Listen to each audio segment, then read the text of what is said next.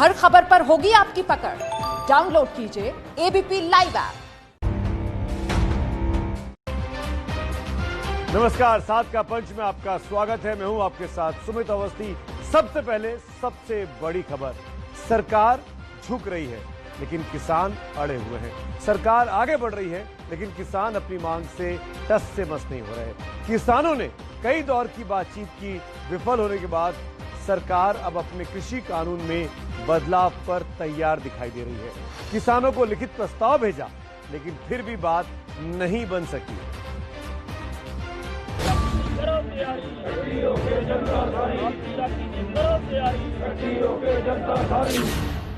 पहले अपील, फिर बातचीत, कानून में बदलाव का प्रस्ताव, फिर भी नतीजा सिफर। कृषि कानून को रद्द करने की मांग को लेकर सरकार और किसानों के बीच बातचीत फिर अटक गई। किसान कानून खत्म कराने पर अड़े हैं और सरकार इसके लिए तैयार नहीं है।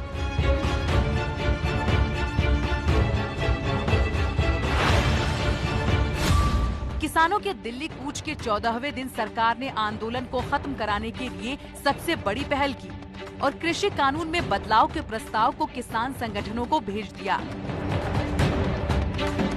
अब तक हुई बातचीत में किसानों ने जिन जिन मुद्दों पर सरकार के सामने शंका जताई थी, सरकार की ओर से प्रस्ताव भेजकर उन सभी शंकाओं को दूर करने की कोशिश की गई।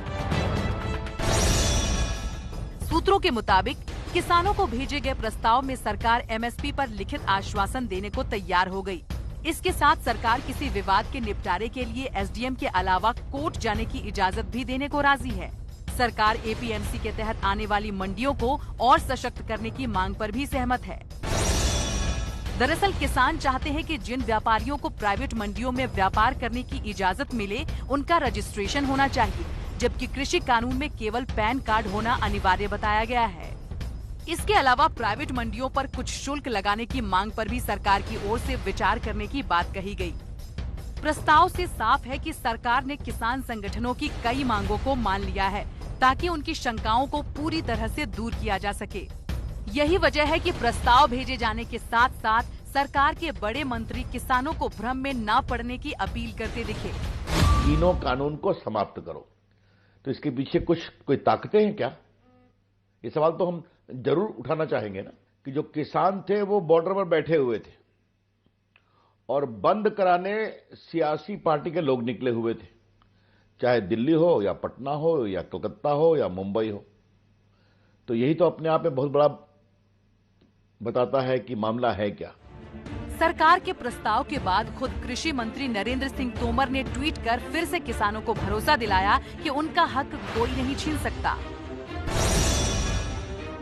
नरेंद्र सिंह तोमर ने लिखा, एमएसपी को खत्म नहीं किया जाएगा, एपीएमसी मंडियों को बंद नहीं किया जाएगा, किसान की जमीन किसी भी कारण से कोई छीन नहीं सकता है, खरीदार किसान की भूमि में कोई परिवर्तन नहीं कर सकते,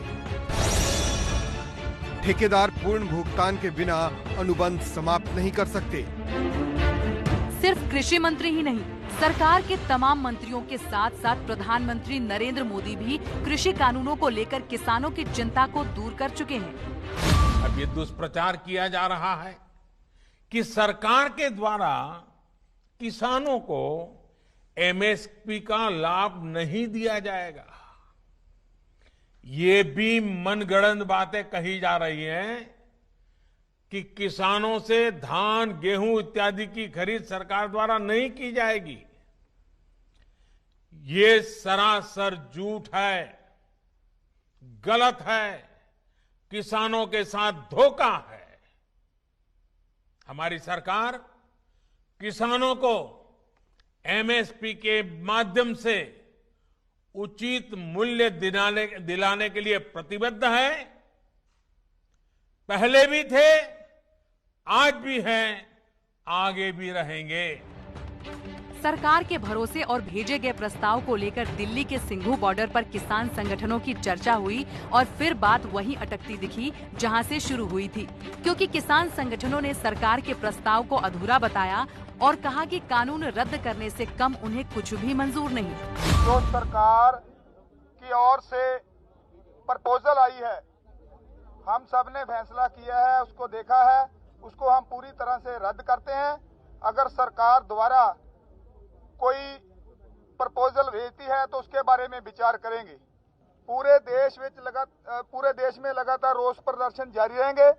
हम लोगों ने फिर भी मना किया और साफ कह दिया कि हमारी डेडलाइन है एकदम 3 अध्यादेश पूरी तरह निरस्त हो और एमएसपी पर क्रय करने की गारंटी का कानून बनाया जाए। ये 2 बातें उनको साफ कह दी।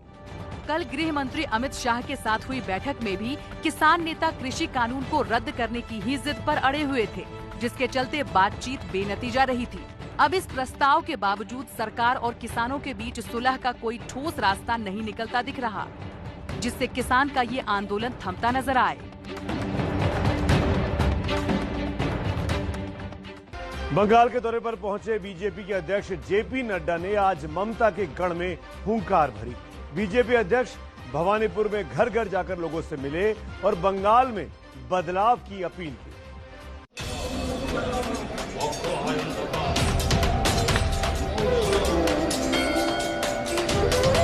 मंत्रों के उच्चारण के बीच बीजेपी के राष्ट्रीय अध्यक्ष जेपी नड्डा पश्चिम बंगाल से ममता सरकार के सफाई का संकल्प कर रहे हैं।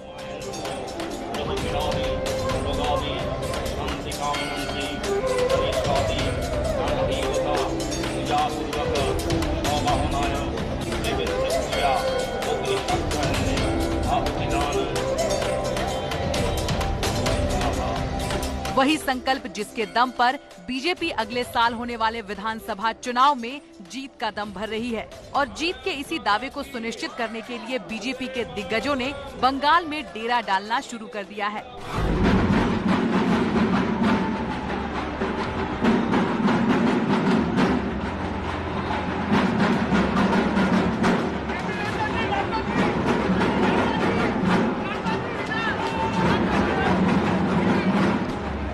ये तस्वीरें कोलकाता एयरपोर्ट की हैं, जब बीजेपी के राष्ट्रीय अध्यक्ष जेपी नड्डा 2 दिनों के दौरे पर पश्चिम बंगाल पहुंचे।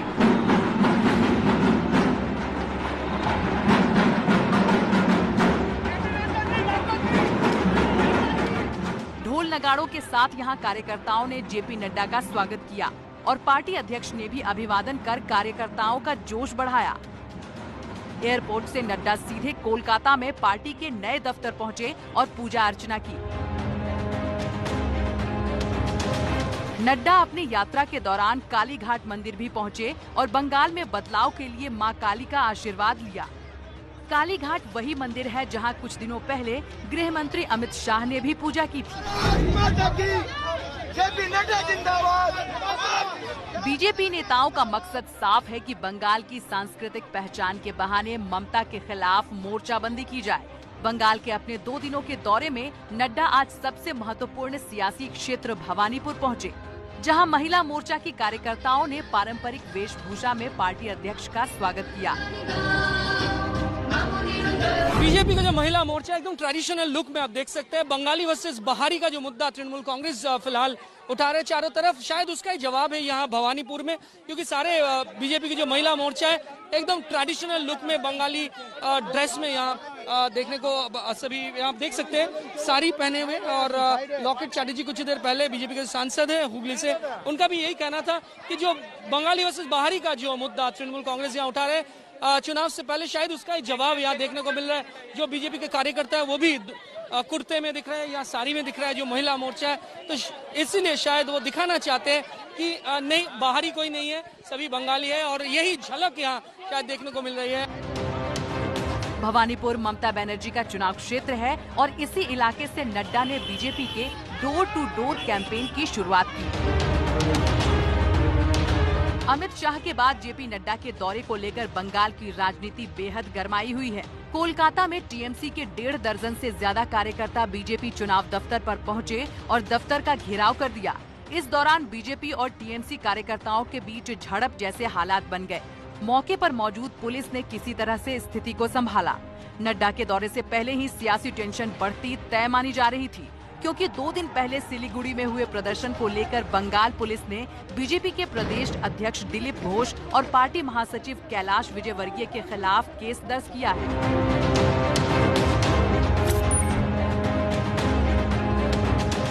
वहीं कूच बिहार इलाके में बीजेपी कार्यकर्ता का शव मिलने के बाद टीएमसी फिर से बीजेपी के निशाने पर है, क्योंकि बंगाल में बीते कुछ समय से सत्ता के लिए हो रहा संघर्ष रक्त रंजित हो चुका है।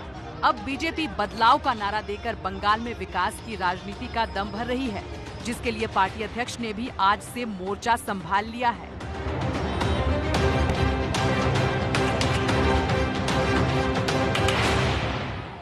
आप जानते हैं कि आजकल जम्मू कश्मीर में जिला विकास परिषद के चुनाव चल रहे हैं।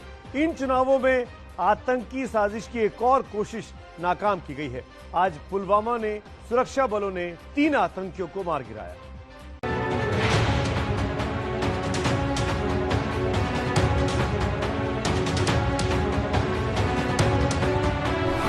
जम्मू कश्मीर में अमन और जमहूरियत बहाली की कोशिशें पाकिस्तान और उसके पाले आतंकियों की आंखों में खटक रही है। जिला विकास परिषद के चुनाव में अब तक जम्मू कश्मीर के लोगों ने जिस तरह से बढ़ चढ़कर हिस्सा लिया है, वो आतंकियों को नागवार गुजर रहा है। यही वजह है कि कल 5वें चरण की वोटिंग से पहले पुलवामा में आतंकी वारदात के जरिए लोगों को डराने की बड़ी साजिश रची गई। लेकिन सुरक्षा बलों की मुस्तैदी से नापाक मंसूबा पाले आतंकियों को उनके असल ठिकाने तक पहुंचा दिया गया। जम्मू कश्मीर के पुलवामा के टिकन इलाके में आज सुरक्षा बलों को 3 आतंकियों के छिपे होने की खबर मिली थी। बताया जा रहा है कि ये आतंकी कल होने वाली वोटिंग से पहले बड़ी आतंकी वारदात की फिराक में थे। लेकिन मुठभेड़ में 3 आतंकियों को सुरक्षा बलों ने मार गिराया। इस मुठभेड़ में एक आम नागरिक भी घायल हुआ है। मारे गए तीनों आतंकी अल बद्र नाम के आतंकी संगठन से जुड़े हुए थे और इन तीनों को चुनाव के दौरान प्रत्याशियों पर हमले की जिम्मेदारी दी गई थी। बीते दिनों आतंकियों ने अनंतनाग के कोकरनाग इलाके में डीडीसी चुनाव में प्रत्याशी अनिसुल इस्लाम को गोली मार दी थी। पुलवामा के साथ ही आज बारामूला में भी आतंकियों ने ग्रेनेड से हमला बोला, जिसमें एक महिला समेत 6 लोग घायल हुए हैं।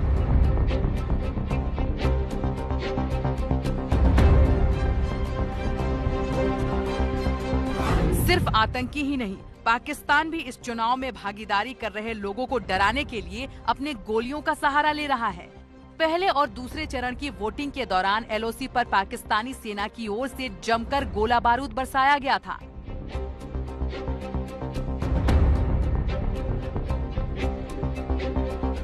हालांकि पाकिस्तान और आतंकियों की ऐसी हिमाकत भी जमहूरियत को लेकर जम्मू कश्मीर के लोगों का हौसला नहीं डिगा पा रही और लोग बैटल का इस्तेमाल कर बुलेट वाली साजिश का करारा जवाब दे रहे हैं। जम्मू कश्मीर में हो रहे जिला परिषद के चुनाव के नतीजे 22 दिसंबर को आएंगे। उम्मीद है कि इन नतीजों के बाद घाटी में जमहूरियत की जड़ें और भी ज्यादा मजबूत होंगी, जो आतंक को सबसे करारा जवाब होगा।